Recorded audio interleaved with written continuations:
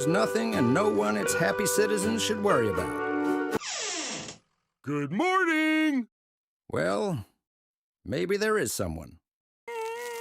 Whoa. Welcome to MojoPlays News Roundup, where we bring you the biggest gaming news of the week. Meow?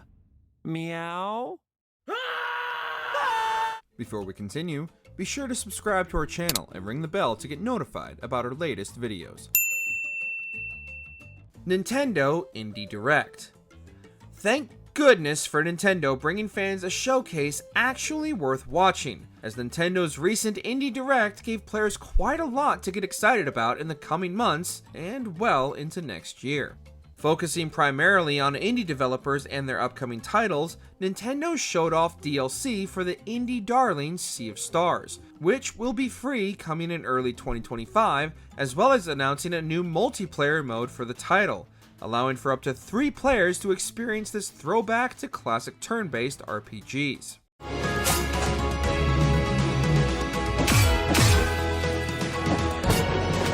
Fans of Powerwash Simulator will also get the chance to clean up Shrek's swamp in their new upcoming DLC pack, whether he likes it or not.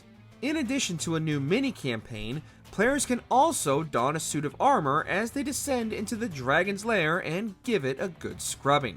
The new DLC releases this fall alongside other more recent DLC packs such as Final Fantasy VII's Midgard, SpongeBob's Bikini Bottom, and even Doc Brown's mini inventions from Back to the Future.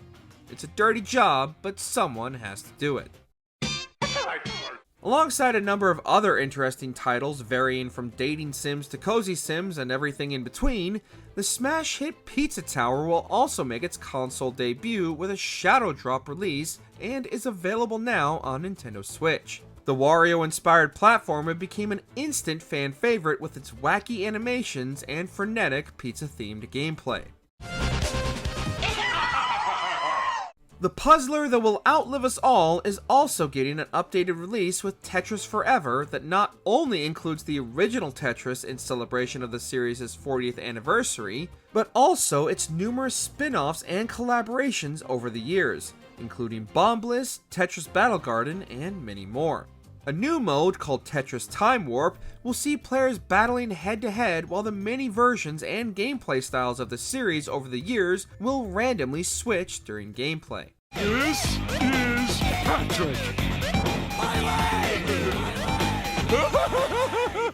The recently leaked new SpongeBob SquarePants game starring Patrick was officially revealed, and it's just as unhinged as you would expect from the Sea Star.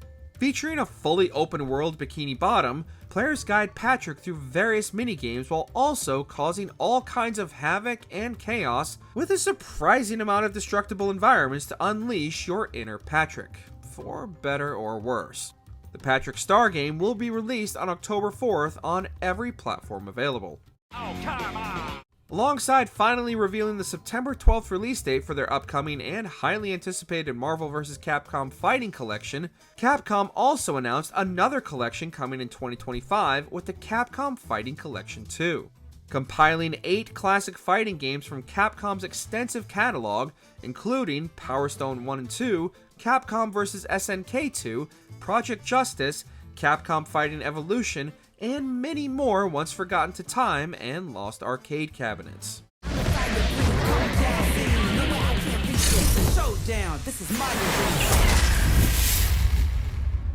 Old school RPG fans will finally get to relive some classics from their childhood as Konami and Square announced release dates for their upcoming HD 2D remakes of Suikoden 1 and 2 and Dragon Quest III respectively. The recent wave of HD 2D remakes have brought many classics into the modern day, and with these versions in some cases being the only way to replay them, we say keep them coming and we'll keep playing. Suikoden 1 and 2 HD will be released on March 6, 2025, and Dragon Quest III HD on November 14, 2024.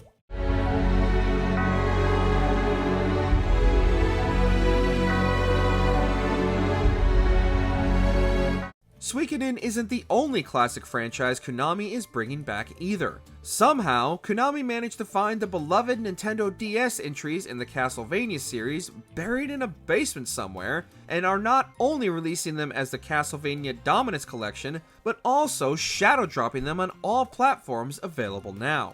The collection includes Dawn of Sorrow, Portrait of Ruin, and Order of Ecclesia, and will allow players to customize their screen in the classic DS style or any number of combinations. The collection also includes a remake of the original for the purists out there of the arcade classic Haunted Castle, which started the entire Castlevania series.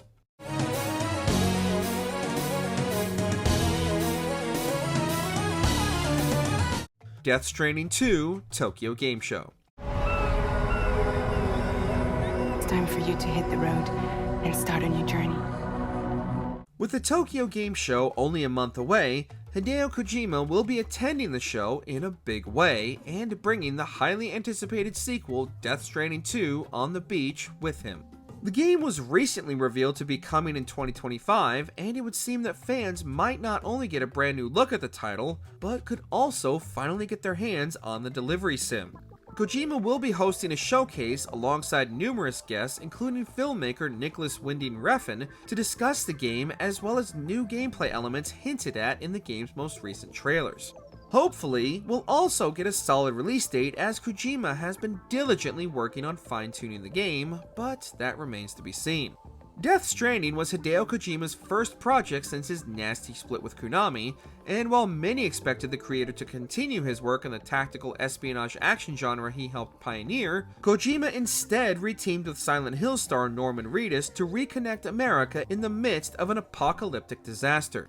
Kojima also recently announced a horror title for Xbox, codenamed OD, and his return to the action espionage genre proper with Fizzant, although these titles are both still very early in production. Sam the man in the dark about everything. The Last of Us Part 3 unofficially confirmed? What the hell are you doing here? You think I'd let you do this on your own? While far from confirmation the game is truly in development, a recent job listing that has since either been filled or delisted suggests Naughty Dog might be hiring for a senior gameplay animator with a strong understanding of realistic creature animations and mechanics. Although Naughty Dog reportedly has numerous projects in the works, including a new IP, the description of realistic creatures has many fans suspecting this points to The Last of Us Part 3 officially beginning development. Series director and creator Neil Druckmann had recently hinted he'd figured out a story for the third game, but wouldn't officially confirm if the game was the studio's next project. After the cancellation of The Last of Us Online, a modern update to the original game's factions, Druckmann assured fans that the studio had multiple single-player projects in the works, and given the success of the Last of Us franchise as well as the HBO series, there's little doubt a third entry will be coming. Given that in the last 4 years since The Last of Us Part 2 released in 2020, we've only received remakes and remasters from the talented studio, we're just hopeful for anything new at this point. You remember me? Yeah. You remember me. Spyro and Crash crossover burns out. It must be a day of the week that ends in Y because Activision once again made a stupid decision that left money out of their grubby little pockets by completely ignoring what the fans truly want. Recently uncovered reports reveal that after releasing Crash 4 It's About Time, Toys for Bob had big plans for their next entry, which would have seen the Bandicoot cross over with another beloved mascot, Spyro the Dragon. Picking up directly after the events of It's About Time, the game would have seen the return of even more classic villains and featured both Crash and Spyro as playable characters. However, despite selling over 5 million copies, Activision didn't consider Crash 4 a financial success and instead put Toys for Bob to work on the short-lived and mediocre Crash Team Rumble, as the company wanted to focus more on live service titles. Because of course they did. This comes as Activision also canceled a new single-player Tony Hawk's Pro Skater despite the success of the remakes of Tony Hawk's Pro Skater 1 and 2. Toys for Bob have recently become an independent studio after splitting with Activision, so it's possible some of the scrapped ideas for Crash 5 could still resurface as a spiritual successor, similar to Yooka-Laylee from the former devs of Banjo-Kazooie. Fingers crossed, because we could always use some new inventive platformers. How many times have you beaten this clown anyway? 3. Really? Only 3? Funny. Seemed like more. Deadlock unlocked. Your allies will depend on you as you depend on them. It's become something of a running joke that Valve doesn't know how to make games anymore, or even count to 3. But it would seem that after revolutionizing VR with Half-Life Alyx only a handful of years ago, the studio might be jumping guns blazing into the hero shooter arena. Widely considered one of the worst kept secrets in the industry, after nearly 20,000 players had already gotten their hands on the title through Steam, Valve finally formally announced Deadlock, and so far the response has been widely positive. Unlike other hero shooters such as Overwatch, Deadlock combines the hero shooter formula with Dota-style gameplay mechanics, in which during your 6v6 match, you'll also be leading a team of NPCs to destroy the enemy's defenses. However, instead of simply issuing commands from the captain's chair, players will need to be boots on the ground in the action in order to help their squads advance past the opposing team's equally human-controlled forces. The player abilities work in tandem with the NPCs, so there's no possibility of a Leroy Jenkins-style strategy winning the day here.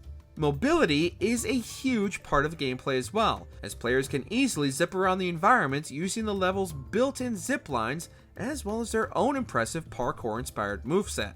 Valve might not be the most prolific developer in the industry, but given their pedigree as well as the solid player feedback from those who got to experience the title, this could end up being the next big thing and the innovation the hero shooter genre desperately needs. It at least has to be better than Artifact, right? Damnation. This street going. Sonic the Hedgehog 3 says, whoa. He is much more impressive than the hedgehog I fought previously. Dude, I'm standing right here. It isn't hard to imagine what would have become of the potential Sonic franchise if fans hadn't bullied the studio to redesign their ugly Sonic into the blue blur we all know and love. After the resounding success of the first and second movie, as well as the Knuckles spin-off series, a third entry was inevitable, and fans got their first true look at Shadow the Hedgehog, voiced by Keanu Reeves. You're a colorful bunch. The trailer shows off Shadow's abilities, and when faced with the overwhelming strength of the edgy hedgehog, Sonic and his friends team up with Dr. Robotnik, now much closer to his video game counterpart after going into hiding after the events of the second movie. I need room. But, sir, I don't have the proper materials. Found some. We also get a quick look at Shadow's backstory and the reveal of Dr. Robotnik's grandfather, Gerald Robotnik, also played by Jim Carrey. Given how the other films have played out, it's likely that Robotnik has plans of his own, and Shadow will eventually team up with Sonic and company and become the anti-hero fans know him as.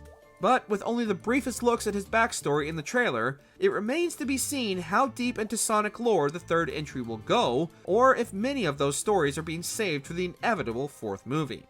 Sonic the Hedgehog 3 hits theaters on December 20th, 2024. Let's do this! Did you enjoy this video? Check out these other clips from Mojo Plays, and be sure to subscribe and ring the bell to be notified about our latest videos.